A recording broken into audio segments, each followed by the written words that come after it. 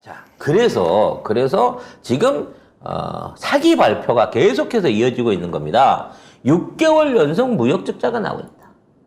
그러면서 지금 아마 지금 확인 안 해봤는데 환율 1,400원 됐을 것 같아요.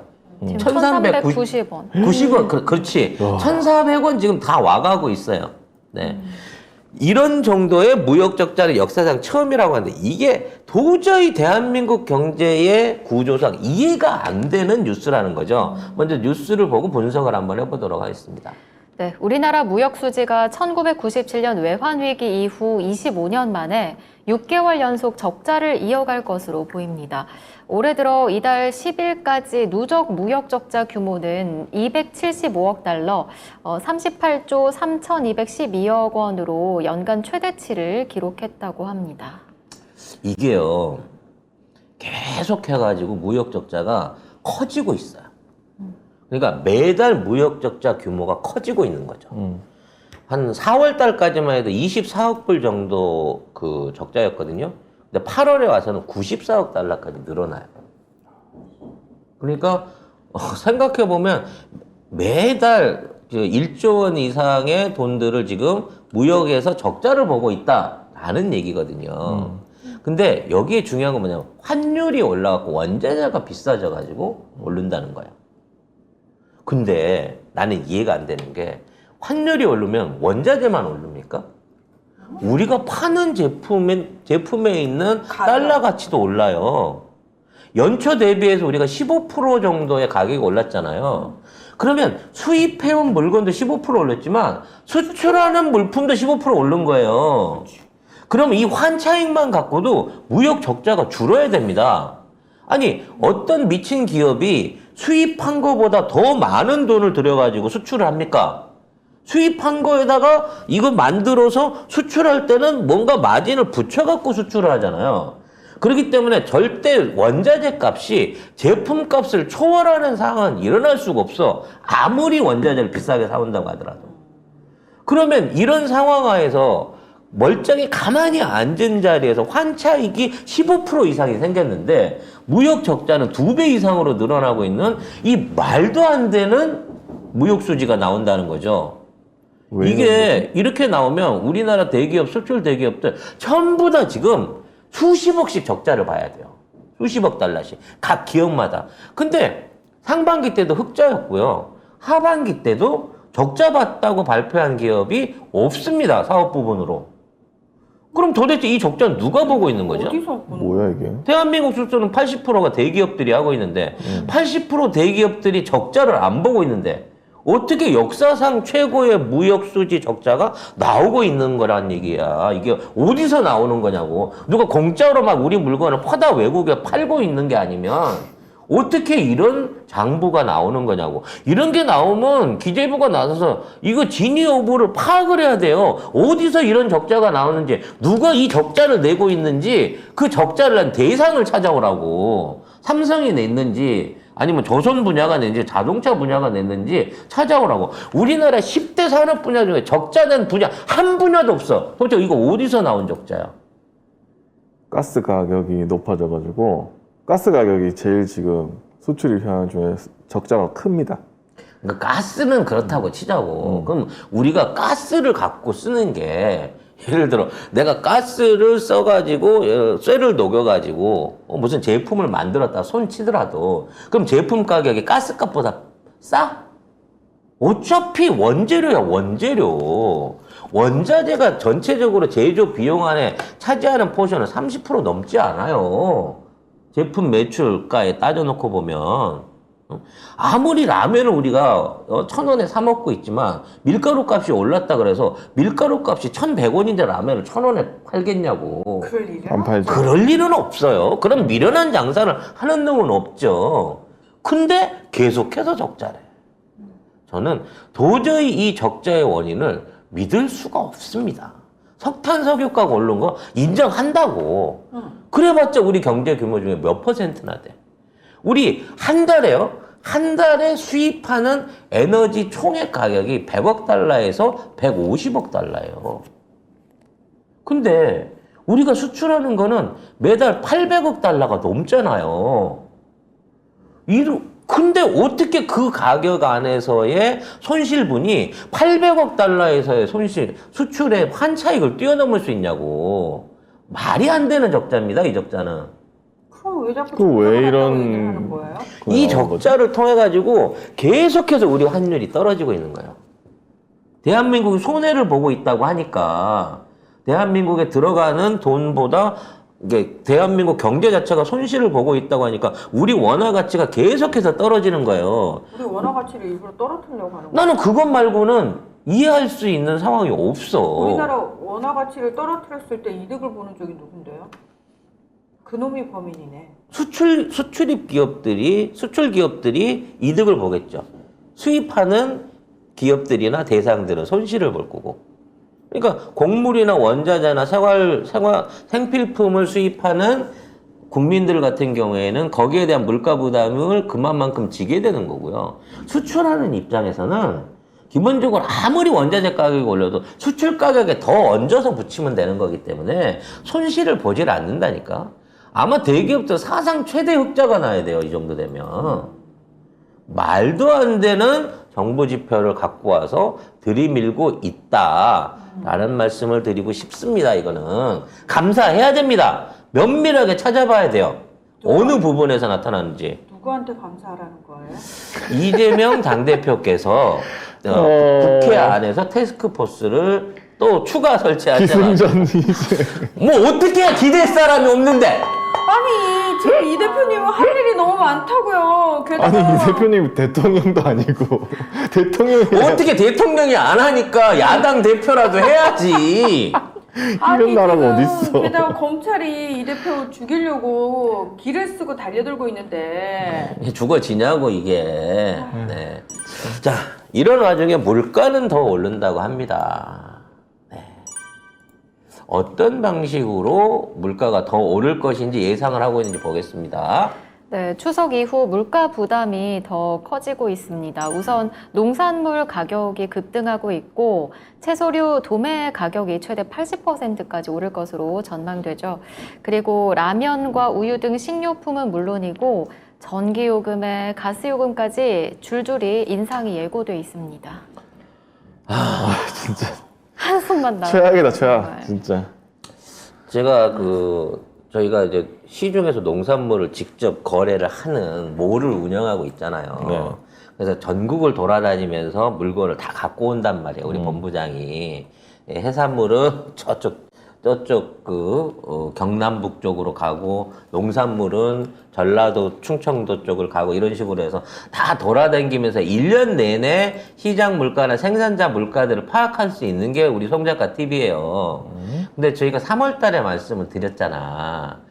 SK가 보통 마을 단위로, 시군 단위로 돈을 싹쓸이하고 있죠. 1,000억씩 막 몇백억씩 쏟아부으면서 그쪽에 있는 물건들 지금 밭대기로 싹쓸이를 하고 있다고. 그래서 그 당시에 제가 방송에 설명드린 적이 있어요.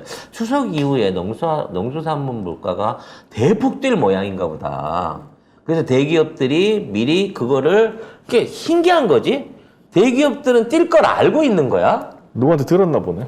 아니면 그렇게 만들려고 작정을 했던가?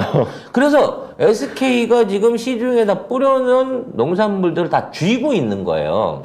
아마 전체 우리 생산 밭작물 농산물 중에 몇 프로를 그 돈으로 잡았는지 모르겠습니다만 제가 보기엔 30% 이상일 거라고 생각합니다. 그래서 SK는 밭대기를 했기 때문에 계약 물량대로 단가를 받아가는 거예요. 어마어마한 차익을 남길 수 있는 투자를 이미 상반기 때 끝낸 거죠. 그럼 이게 우연일까? 해안일까? 아니라는 거야. 이러한 그림을 만들어 가지고 정말 깔끔하게, 농산물이라 부가가치세도 없고, 네, 나중에 세금 조절하기도 좋거든요.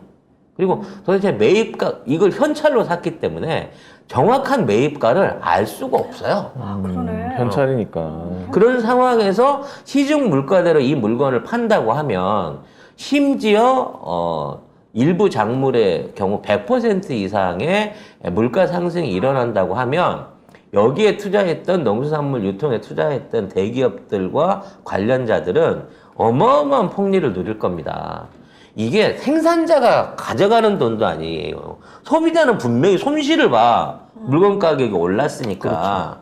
그리고 농산물 가격이 이렇게 오르다 보니까 라면을 비롯해서 온갖 종류의 가공 식품 가격들도 하반기 다 따라 오른단 말이야. 우유값, 뭐 과자값 다 따라 오르는 거란 말이야. 왜? 시중에 농산물 가격이 올라버렸으니까. 근데 이 오르는 상황을 과연 태풍이 만들었냐? 아니면 병충해가 만들었냐? 뭐 가뭄이 만들었냐는 거예요. 솔직히 뭐 가뭄 피해가 일부 지역에 있다고는 하지만 올해 특별한 풍수의 피해 관련된 보도 보신 적 있어요? 병충해 관련돼서 보신 적 있습니까? 태풍도 다 비껴갔어요. 포항만 빼고는. 이 농산물 가격이 수급에 의해서 올랐다 내렸다는 기존의 농산물 시장 서클을 봤을 때는 이게 이만큼 가격이 오른다고 하는 거는 중간업자의 농간이 있다는 겁니다. 근데 이 중간업자만 돈을 보고 생산자도 소비자도 모두 손실을 보는 구조가 현재 진행되고 있다고 하면 이러한 유통업자들의 가격 조작에 대해서 정부가 또 나서서 그렇죠. 이거를 관리하고 조절하고 운영할 수 있게끔 그 역할을 해줘야 돼요. 이걸 누가 해야 되겠습니까? 이재명 대표가 해줘야 된다는 거죠. 정부가 못하는 걸 이거 어떻게 당해서 해요, 이거를. 그럼 정부가 못하니까 그냥 우린 받은 대로 당하고 이 물가대로 해갖고 살아야 돼요? 네. 아니지. 그렇게 생각하는 순간 정치의 가치가 없고 의미가 없어지는 거야. 아니 이찍들이 판을 치는 세상에서 이찍들은 그렇게 사 먹어야지 어떡하겠어요? 이 찌개 끼어갖고 우리까지 같이 주워 터질 수 있으니까. 우리에게는 송작가 TV몰이 있잖아요. 다행이에요. 아니, 근데 웃긴 게 만약에 이 정도 물가 많이 오르고 하면은 언론에서 뭐라고 해야 될 거 아닙니까? 아무 말도 안 해. 허겁니다. 누가 책임질 거냐? 물가 문제 뭐냐? 그럼 이런 얘기는 없고 대려 이제 실드를 미리 쳐줘.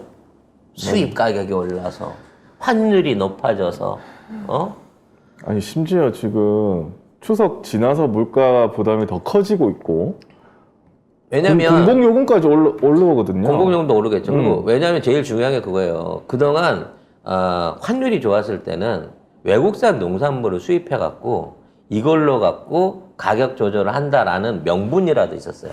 이젠 달러가 비싸지고 외국에서 농산물 안 팔아요. 그러니까 수입해 올 수도 없어. 그냥 국내에 있는 물건 갖고 돌려서 먹어야 되는 거예요.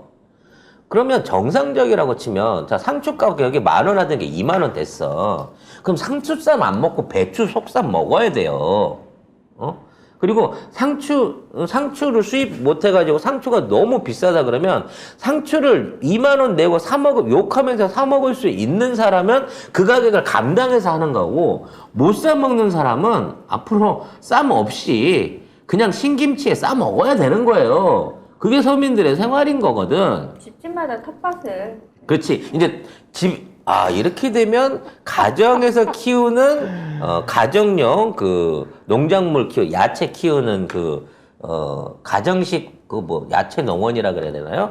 요거를 이제 저희가 지금 상품 준비를 제가 하고 있는데 요걸 빨리 출시를 해야겠다는 생각. 그거하고 우리 이제 송작가 TV몰에서 파는 서리태 사다가 콩나물 키우고. 네, 네. 가정에서 각자 도생을. 이게 결국 물가가 올라도요 소비는 일어납니다. 근데 조금 소비의 질이 떨어지겠죠. 돈이 있는 사람은 무국 먹고 싶으면 무 하나에 10만 원이라도 끓여 먹어요. 돈 있는 사람은 상관없습니다. 이거 올라가는 문제는 거니까. 서민이 못한다는 거지. 그렇죠. 그러면 아까 얘기한 대로 대체할 수 있는 기회를 줘야 되는 거예요.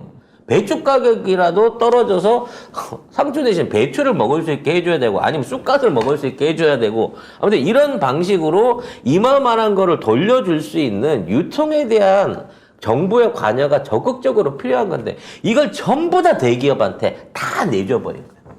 정부는 아무것도 안 하고 있습니다.